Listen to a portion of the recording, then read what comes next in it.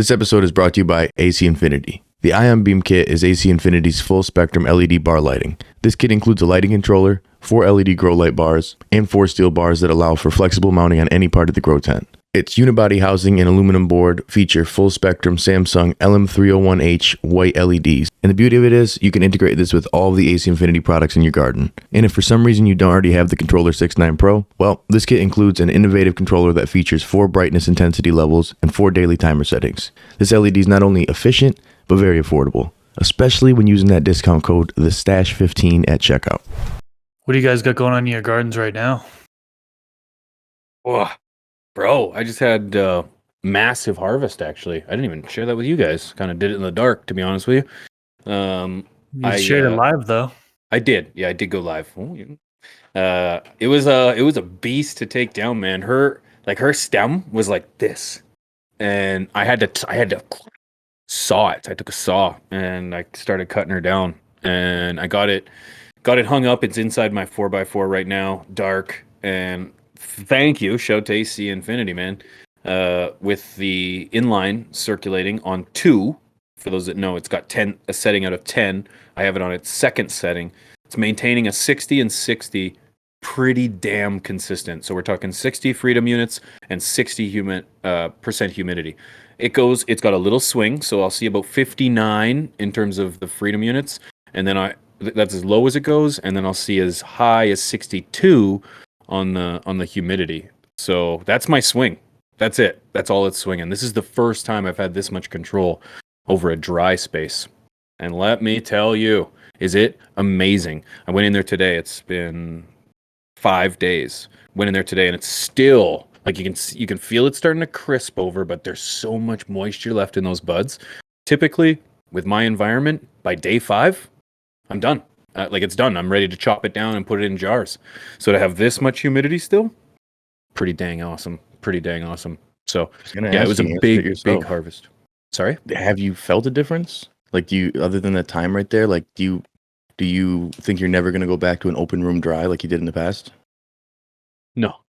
No, I will never go back. I'm tent for life, man. The smartest decision I ever made was going into a tent in a lung room, right? So my garden, my room that it's in was my garden. So it is insulated. It's already white. It's already retrofitted with electrical. So that environment's important. But having tents is it's second to none. The control over the environment, the enclosed environment, the reflective material in the environment, but more importantly, the keeping out of pests. I had issues with bugs, like just leading up to getting a tent. Once I got a tent, virtually gone. So definitely a method of managing pests would be, enclosing that environment, maintaining control over your space. I think that's a prime example of, like, if you feel like your room is secure and it's good to go, if you're running into issues, it might not be. And that's the difference of having a tent that is because it's built for that, versus trying to have your room be that open space that also is airtight, perfectly secure, temperature, everything. It's really difficult, I feel like, depending on if you're doing it just in a house or a room built to spec. Like if you got a pole barn or a basement or somewhere that you've built to have just a feature of a garden, I could see it being really good. But if you're turning that spare bedroom into it, you got to do some extra works, even in the insulation and the paint, and we're putting up, plastic on the walls versus having just the tent that's a little bit more, it's just designed for that. It's a perfect version. Not all tents, of course, are built the same. AC Infinity's knocking it out of the park, but there's a lot of variables. Somebody might ask, it's like, well, what's the difference between having a tent in a well-ventilated room or a well-secured room? It's size, baby. Size. That's it. That's my underlining. That's what she said. That's right. I read about that Wikipedia. She never said it to me. But anyways, the thing is that the overall size of a room is generally going to present inherent issues. And what are those issues? Well, depending on how you handle them, they're not necessarily issues, but challenges. It's you have to moisten that room. I'm going to say moisten. You have to increase your humidity. You have to work harder to heat it. You have to work harder to cool it. You have to work harder to seal it. All these kind of things. So if you do that, let's say you have in my room, I have an 8x8. It's like 8x12, I think, by 8. So 8x12 by 8 high. And I had the room pretty well retrofitted. it was still not off the concrete, but essentially from that, it was great. It was perfect. All I had to do to make it perfect was put tents in it. So yeah, whether you want a 4x8, whether you want a 4x4, a 2x4, there's a tent that's for you, and I think it's like a hack almost. I swear, growing in a tent is a hack. Chris, have you had an open space in your room? We had the pleasure of having a FTS cribs, and we got to go over and see Chris's whole setup. I was gonna put it in my video, and I'm like, it's showing a little too much of the whole space versus just the room. You know what I'm saying? I didn't want to put your whole house on blast. Beautiful house, but didn't want to put it on blast. Did you ever have an open space in that area though? Yeah, that room you guys went into. Yeah, the footage I got off of that was pretty sloppy as well. So I didn't really do anything with that footage. But that was fun that you guys stopped by. I did have that room open at one point. So I started with the 4x8 tent in that room, just one tent. Took up more than half the room, right? It's like, I think it's a 9x12. So almost half of the room. But started with that, then ended up going open room. And that was fun. And then I went back to tents, so I agree with P is where I like that sort of microclimate that, of course I'm still controlling the air in my lung room as well, but it's just a little bit easier to get the proper air into the grow tent, or at least managing it within that grow tent. With the grow light coming on, increasing the heat, for example. I run humidifiers. I live in a very dry climate, so I have to have humidifiers in my grow tent and also my lung room. But increasing the humidity in the lung room, getting that air into the tent is easier to maintain the humidity for me in particular. I know some people live in humid environments, right? I think you guys sometimes are battling humidity. We have to have a dehumidifier. I imagine that kind of works the same, to where if you have a dehumidifier in your lung room, the air coming into your grow tent is of the proper RH. So, but of course, there's always variables, right? When you turn off the lights, plants transpire, humidity spikes, and that is always battling with the temperature and humidity. But the open room that I had, it worked out pretty well. I liked having the space, everything just open and working, but I just went back to tents.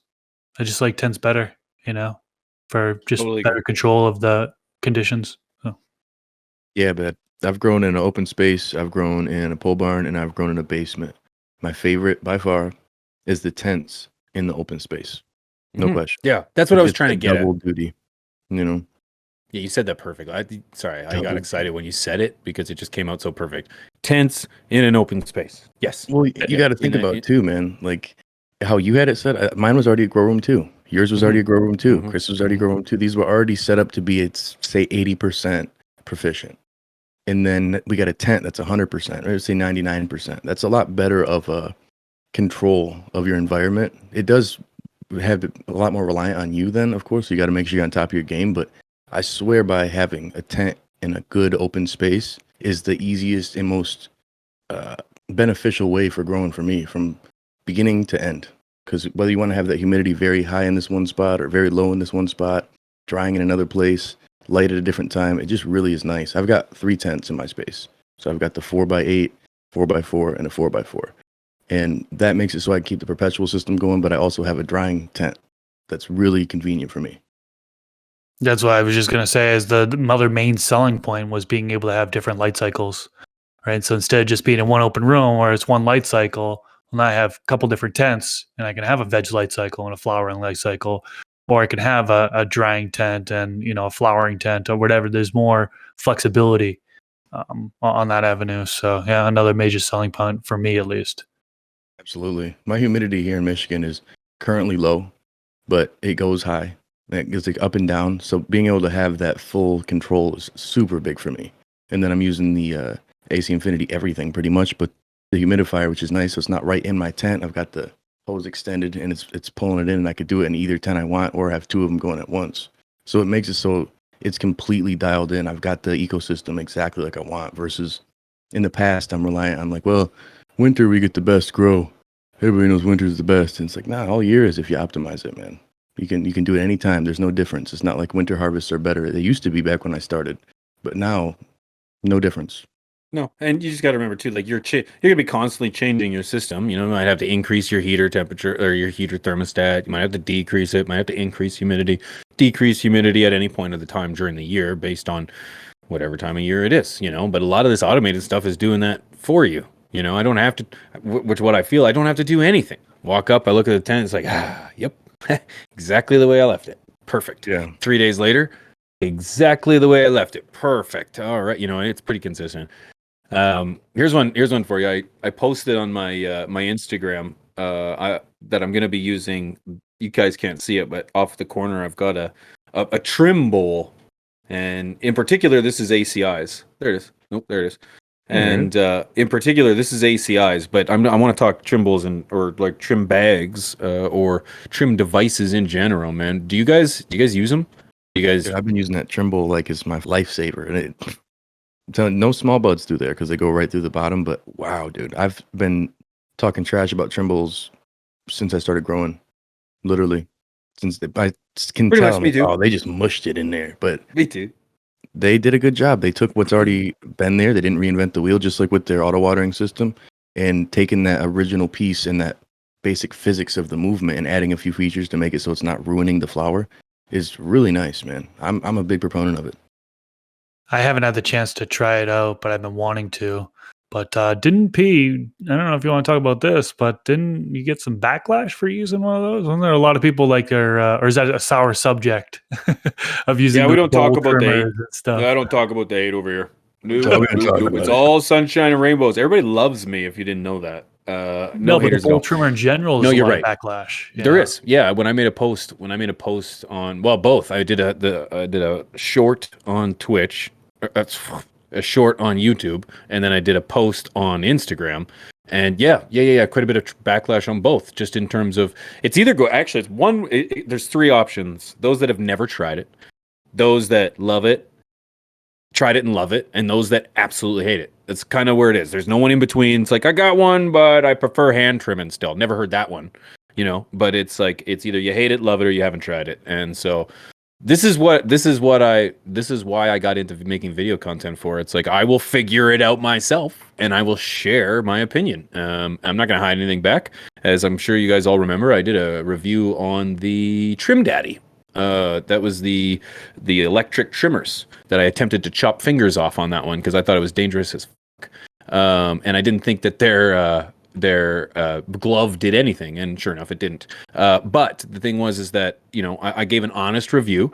I thought, yeah, this thing is great for harvests. It really sped up my harvest. It was ergonomical, worked fine, did the job that it was expected to do. It's way too expensive. I think it's like $400, dude. Like $800. Like, it's ridiculous. It's ridiculous. It's way too much money when you can buy an electric trimmer for a fraction of the price. That's not designed for herb. You know what I mean? That's a problem with our industry for a whole other conversation. But I gave an honest review of it. It worked. Is it worth it? No, when you can find other ones that do the exact same thing for far less. So I'm going to do the same thing here. I'm going to give my honest opinion, and if it works, it works. If it doesn't, then I will tell you that. It doesn't matter the name of the company. It's about the product, and it's about the consumer. My number one commitment is to the audience, is to people watching, because I don't care who the product is. Is like my people are my people, and I want to spread the word of all the great stuff. Because we, as a group, we've sifted through all the products and we found the stuff that's not so good, and we found the stuff that is good. It's like, let's highlight and mention both sides, and then just weed through and find the good stuff. So that's what I'm going to do with this. I'm going to figure it out. I've got Grove bags, and I've got, that doesn't make sense. I've got different ways to cure too, but I've got this, and I'll do a hand trim as well. Well, Yeah, like with those. Oh, go ahead, Chris. I was gonna say, I'm just wondering how much leaf material those bowl trimmers leave. And you're right, there are a bunch of companies that have those bowl trimmers. I think there's 17-inch was one, 19-inch ones. I don't know if they make bigger ones, but there's a couple different sizes. I know that, or maybe it's a 16-inch. Anyways, yeah, I wonder how much leaf material is left on there. And I guess one of the concerns people have is probably they think it's ripping off trichomes like pretty easily. So I got to imagine that that's the main complaint. But with the leaf material, now I know some people are okay with smoking the leaf material, right? One thing I learned quite recently is, when the plant that we all know and love can uptake heavy metals, right? It's known to uptake heavy metals. most of these heavy metals, they're in the stem and the leaves. So trimming those off that's one of the important things that people don't talk about, is trying to avoid consuming those heavy metals. So I just wonder, those bowl trimmers, are they leaving the leaf behind or not? So I don't know. Well, like with this one, it's totally up to the user. So my first run with it, I way overdid it, and I had the wrong blade on. There's a dry blade and a wet blade, and I had the dry blade on the wet, and it was like mangling and stuff. I was like, oh. So then I switched it up, and I ran through, and I just way overdid it. I did like 6 spins, like because I'm looking at one piece, and that one piece wasn't getting perfectly done. As where sometimes you got to move it around in there. Small pieces fall right through. So anything yay big, like dime size or smaller, is going to go right through. Everything else, like you could really make it so it looks like a very light hippie trim to a full, commercial auto trim. You know what I'm saying? It's totally up to how many times you spin it and the how bud much type bud too. are you willing to sacrifice in the meantime, right? And see, I the had thing is, great results personally.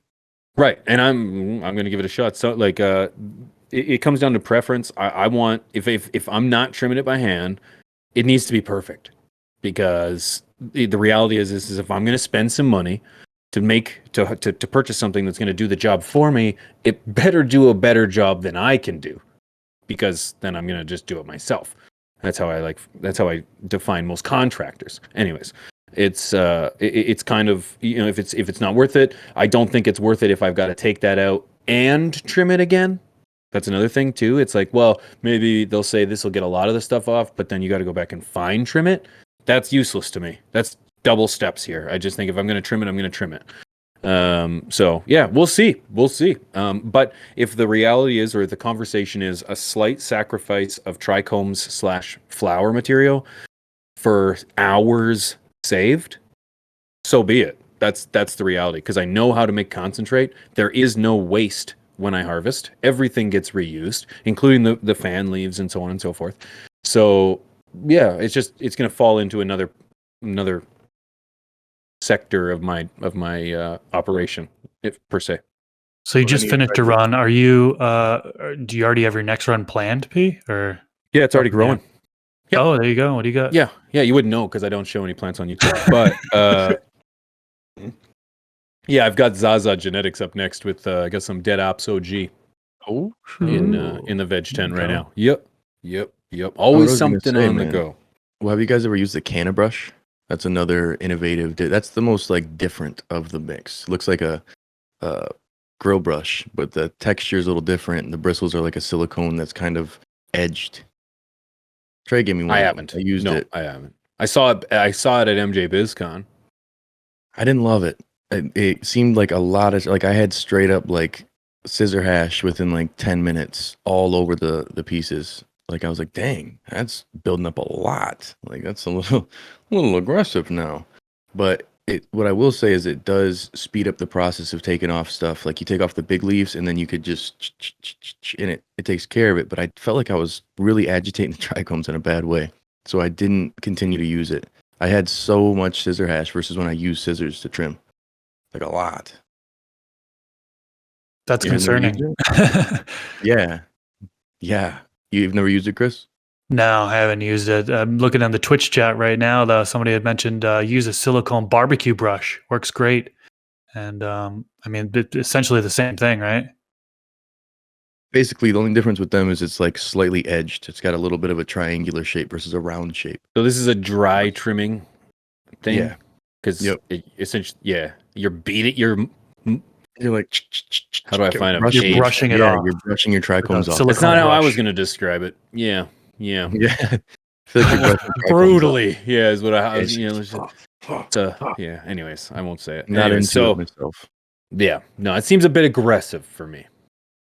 Now, they did But- do a video, I believe, where they showed a zoom in on the trichomes after they used it, and there was no significant damage. Now, that's easy to say in a controlled test with somebody who's very gentle, on the other side. So I think it'd almost be like checking out your trichomes from doing a bull trimmer, which has the AC Infinity one has these thicker rubber pieces around there, as you see when you set it in there. Yeah, They didn't build paddles. up nearly as much. I didn't have like any resin buildup from there. So seeing the difference between the two, looking at your trichomes on the flower itself, seeing if they get beat up or squished or bruised, Mhm. I think that'd be a good way to test if it's worth it quality wise. Because time is something, but do you sacrifice quality for Yeah. that? Mhm. You know, That's quality for and then quickness. that's got to be out of the question, right? It's one thing to lose the wheat to like another process like concentrate, but it's a whole other thing to just it get stuck to the rubber in a way that you can't extract it or it breaks it. I do think though that we underestimate the strength or the integrity of the trichome. You know, I do think that we forget that they're not brittle, you know, right away. Anyways, you know, they're not as fragile as they, you know, as I think we tend to think they are. You know, they do suffer quite a bit of abuse through the growth stage itself, right? Whether it's wind, whether it's just, you know, other animals or other plants, or, you know, they're pretty resilient. It's designed too to like catch things. Like there's a reason it's a glue, right? Or it's sticky. It's like it's a pest control, right? So in many ways. So yeah, I wonder how how fragile they really are. Yeah. I don't know. Yeah. I think, and it depends on the person, you know, like for me, I just consume all my product, and I've got 2 patients and their family members. So I don't have to go out as a crazy trim. You know, I don't really care to as much, but if you're trying to have extracts, then some of these devices are nice because you're just trying to get the extra, you know. I understand that side, but you know, hand trimming works for a lot of people other than those who may have a physical ailment, like maybe carpal tunnel or arthritis or something. There's definitely things out there that help. I still struggle to have Trim Daddy be the one for me. It just seems so dangerous. I was scared using that thing. And then eventually your hand kind of numbs out from holding it forever and you forget and you're like, oh, like it's just dangerous. And there's spots that'll get like hung up and it starts making weird noises. That's dangerous to me. As we're a brush or a bowl, only danger is me at that point, you know? What's your guys' preferred method for cure? Because this method or this time around, I'm kind of doing a bit of an experiment, and it's almost like sacrificing my hard-earned work. You know, I'm gonna be trying these elusive, highly sought-after, overhyped Grove bags, or not overhyped, sorry, hyped Grove bags. I don't know what it is, man. Everywhere I go on the internet, someone's talking crazy about these Grove bags. They came out of nowhere, and these things will not only like cure your weed, they'll take care of your wife. They're gonna like take care of the dishes. Like it's The new nuts, man. CalMag. This is the new Yeah, CalMag. this is the new CalMag. So and Irving Farms, someone who I respect in the chat, says he loves them. So it's like they're not just paid actors out there, ladies and gentlemen. There's people who I look up to and I've spoken to and I respect who are using them. And then there's the Sea Vault. I'm also going to be trying the Sea Vault this turn around. I've never tried them before. I'm going to be trying their like the 14-ounce one or something. They got the big ones, they've got some small ones, and so I'm going to be doing some comparison, and then I'm going to throw some into just some regular mason jars and see what happens. And I know, or I'm pretty sure that the 2 options, either Grove or the Sea Vaults, are going to do better than the traditional jar. But by how much? That's the question. So that's going to be the test. Do you guys have any preference to either of those methods, or do I've you been guys do using something the different? glass mason jars for many, many years. I got my hands on the Grove bags and working pretty fine. I didn't use them for curing, using them for storage, and they do hold the humidity in there. So that's one thing I was concerned about, is like for me living in a very dry climate, if the humidity is just going to get sucked out like any other plastic bag that I put my butt into, you know. But Did you I did vacuum have it seal them? in a what? Did you vacuum seal the bag? That's why I was going to get to that. Yeah, I ended up also heat sealing it. Oh, yeah. So just heat sealing, not really like a true vacuum seal, isn't taking out all the oxygen or anything like that, all the air out of there. But yeah, definitely heat seal, because if I didn't heat seal, it would escape, right? And I don't have a heat seal machine. I was just using a lighter, you know, old school technique, lighter, work the way down. And yeah, I actually have a couple of my Canatrol back there, and they're holding steady at the humidity there. So That's um, awesome. but yeah, in the future for me, I mean, I'm going to try this Canatrol for drying and curing. I've been using it for storage. It's been holding steady. Actually kind of getting tired of talking about this Canatrol. Everyone always asking about it and stuff like that. So I won't get deep into it here, but yeah, that's potentially the future. There was a guy in my Discord talking about it. Like everyone's doing the same thing and it's the same conversation, same this. Well, just like anything, you get so far to a point where like we've perfected what we're doing for ourselves and we're still getting better and perfecting our crafts more. How much more information is there on a subject before you're talking about the same thing? And I think when this Cannon Control comes out, or Canitrol, it really changes people's perspective on what's going on. It's an innovative thing. It's something different than what we've had. So it's a very hot topic. Same with Grove bags. It's a hot topic. Everything else is the same. It's been the same since medical and recreational became legal. The only difference is now science is starting to come in where people are like, hey, that's bro science, or hey, that's not real, or hey, you should do this. There's not a new innovative conversation. I think this is something that really changes the game for a lot of people. It's a product, but it's also technology. And so that's probably why people are talking about it so much. I know I'm super interested, you know? Yeah. Yeah. I get excited about these things. Sorry, Chris. A new way, a new way to do things, man. The mason jar is a great, in my opinion, it was, and perhaps still is, but I have not figured it out yet, the best way to cure and store your product. That's the way it was, man. There was no other better way to do it. People would even argue that you just throwing them in Ziploc still was the best way to do it, but for reasons I disagree. But to see something now, and I've been doing this for not as long as many in the chat, decades, but I've been doing this for 15-ish years, and it's like it's exciting. It's exciting to have something new to the conversation. It's not a mason jar anymore. You know what I mean? It's not. That's big. That's big. And then this is perhaps why I'm so skeptical, because it's like for ages it feels like we've been doing it this one way. And then when someone breaks in with like something new, and it's just like, I'm skeptical, because it's like, wait a second, plastic, anything just has me skeptical. And then they tell me, and then it also advertises that it outgasses the excess moisture and oxygen. And people in the comments were like, no, it doesn't. I'm like, well, that's what it says on their website.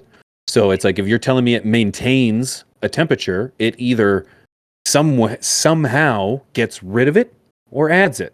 You know what I mean? It has to, by nature, because when we put this stuff in there, it's going to swing. So yeah, I'm excited. I'm excited. It's a new toy. Yeah, it's magic. Yeah, you would think with the Grove bags that, especially if you're heat sealing it, that the air would just stay stagnant in there. You have maybe humidity pockets in there, and it could lead to mold and stuff like that. But nobody's seeing that, so it's pretty interesting. Yeah, it's their IP. It's their Their technology, man. Their technology that they've created. Approach. Yep. Innovate. I think this is where technology. It's the next level of things. People are talking about LEDs, like UV's the innovative thing. What's next?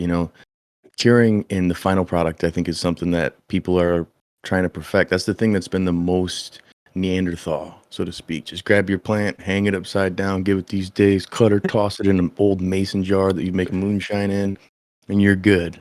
It's like now it's like a scientific process that you can do at home, that people have been doing on a at scale for a while, but now you can do it at home. I'm the old school guy with blunts and hanging my plants and all this Imagine old school stuff. It's like that's just it. It's like I'm just getting into, and a lot of the young growers are already doing. But it's like I'm just having the conversation now about using a tent to dry my stuff. You know what I mean? Yeah. Like, come on, it's 23. People have been using. That's right. And people have been using tents for decades. It's probably been pretty close to 20 years they've been using tents. Pretty close. For centuries. Centuries. The caveman was out there, beating wildebeest and hanging them in his tent. Yeah, that's funny. But yeah, that's the way I'm going to handle my my cure and dry this time. And that's Dreadnought, OG. I don't think I ever mentioned that, but I'm proud of it. Filled it a 4x4 tent with one plant. You guys ever done that? That was beast mode. Yeah, you guys ever done that? Yeah. It's awesome, man. I was gonna say it's empowering. Great yeah, it's empowering. I'm like, holy crikey, man! Like so, and it like, people have always said, can you have too many tops? And I think you can, especially if you don't have the equipment to back it up. But if you have the equipment, nutrients, space, light to back it, I think you can. I think you can have endless tops, to really be honest with you. And you don't have to top your plant. Hey, see what I did there? Yeah, that's another controversial one. Like, how did you train that one? So did you veg it longer? Yeah, a little bit longer. Like I did it in 12 weeks. I probably could have vegeted. I probably could have done the same thing in 10, but I slacked off a little bit. That was in a 7-gallon or a 10? Seven, too small, too small. I think minimum it should have been around the. I've changed my answer a few times on this, but I think like that a 15-gallon pot would have been wonderful for that because I wouldn't have had to have been watering every day. You know, it at least could have retained some moisture. You know, for at least an extra day. So. Yeah, I really feel like at that size, at a 4x4, one plant, 4x4, yeah, 15-gallon is like plenty. Like you're done. That's, yeah. No, I think that's really the big difference is when you're looking at growing one big plant, it's not just the fact of like you want something to hold up that plant, but also how often you're watering it, and then also how those roots expand. When I first started growing, I was rocking 25-gallon smart pots, and I didn't veg long enough for those roots to expand. You know what I'm saying? It just You're just didn't, wasting. Just wasting. I'd have so much soil that I would just use afterwards. I'm like, look at this idiot. And then there'd be thin, overstretched roots. Then I went down to a 10-gallon pot, same size plants, and they were thick, hardy, nice root system. And it was just really to the point where it was dead ass obvious to me. It's like, there is a stop point. Unless you're gonna veg longer for that bottom to grow more, once you've got flowering going, like you're not having that expansion as much of the plant. So I think that finding that sweet balance of not getting too large of a pot, not too small, if you're going to grow a massive plant, or having just like MPK over here on Twitch is saying, having it grown in a bed, not like your personal bed, but a garden bed. That's another alternative, Or if you've got that Mendo dope sun, man, you can do what those boys over in Cali are doing, and they're growing those absolute monsters just right in the dirt, baby. Right in the dirt, man. It's pretty awesome. It's pretty amazing to see what they're doing. Yeah. That's pretty cool. And those are monsters, man. Like those are massive plants, right? But then again, you have the best source of light the planet has to offer, right? The sun, especially in that region. The soil's beautiful. Yeah, can't beat the sun. Nope. And then just that space. You know what I mean? Like they're in. You got that prime. I don't even know the name of the soil out there. To be honest with you, I'm sure it has a good name. But I don't even know. You're close to the ocean. It's fertile. That's all I know. You're close to the ocean. It's great. Yeah, great climate. Yeah, you guys ever grow outside? Oh yeah, unfortunately. You did too, Mr. Vegas? Yeah. Yeah, not here, not in Vegas. Oh, I was like, wow. Back in Massachusetts, so a little bit better weather for outdoor growing out there than out here. Yeah, no kidding. Didn't think it'd be easy in the desert. No, not at all. I was gonna say you'd have to have something that's already used to that kind of environment, like very land race. Cultivar, there's some cultivars that can handle the high heat. Yeah, like a Durban poison comes to mind. An Afghan. Yep. That'd be cool. Dry climates, like I think that's the difference too. Is there's a lot of those cultivars, just like we were talking with, we always talk like we're just kissing his ass, but with Todd McCormick, we had that conversation a while back with young Rico, and he was explaining how a lot of breeders have bred out cultivars because restrictions in their climate or their area. And then as you move somewhere else, you don't want something in the commercial setting that goes 12 weeks or 13 weeks, even though it may do better in a different region. So you're seeing less and less of these characteristics from cultivars. So it's harder to find the stuff that authentically will be better in your region when that's not usually the thought process or people selling in bulk, Makes sense. Yeah. So actually one thing we want to mention is that if you're tuning on YouTube, we record these live on Twitch. We're about to do a smoke sesh here in a few minutes, but live on Twitch every Thursday, twitch.tv/fromthestash. And come join us, come hang out. We got about 135 people in here today, and sometime that reaches over 200. So come help us reach over 200 all the time. Right. And it's amazing how often the chat influences the conversation. So come and join. It's amazing to see how many people are in here right now. Wow. I've never grown outside. I've only ever taken plants outside. Like let them spend a little bit of time in the sun, and spare me the bugs conversation. I get it, but that's all I've ever done. And and they love it. I got a nice picture on my Insties there a few years back of me taking a plant out, getting a picture of it. But the problem is that I'm so anxious having plants outside. I don't want my neighbors reaching over the fence, chopping colas, or You know, the smell, like I grow indoors and the smell already is almost unbearable outside. And I've got some good, decent filtration. So it's like, growing outside with the, with the gas, with the weed grow is just like, I don't want that kind of attention, man. You know, like 1 or 2 plants can really, really stink up an entire block when they're outside. Because every now and again, I'll be out shoveling snow or something. I'm like, someone out here and then I go over to the vent. I'm like, oh, it's me. Dang it. Yeah. Somebody's got some fire. Somebody knows how to grow around here. Complimenting yourself. It's me. Oh, yeah. What the fuck? Yeah, I've had a few times yeah. like that where, you know, I don't realize how much it stinks because I'm always around it. And then once you leave, it's pungent. But an outdoor grow, I used to mistake it for a skunk, but there's a big difference, man. Once you really know the difference between a real skunk and some funk. And that's, you can spot it. People used to go during Croptober in Michigan, they go hunting, so to speak, and they're just looking for people's plants to steal. And I don't do it because I don't want to have to plus a cat, motherfucker. You know, Right. but in the situation, That shit happens, man. Like October is a popular time. Yeah. You know what I mean? Like that shit that happens, and it's almost like you can set your calendars to it. You know what I mean? Like prime time. So, you know, it's like you're almost inviting, you know, you're almost inviting. Totally agreed. Guys, that was a wicked conversation. For those of watching on YouTube, I got to ask you guys a question. If you didn't know, kind of just hashing things out over here, lifestyle, you name it. We're just having a conversation. Do you enjoy these conversations? Did we touch on something that sparked your interest? If so, leave a comment. Let us know. What do you think of these kind of episodes?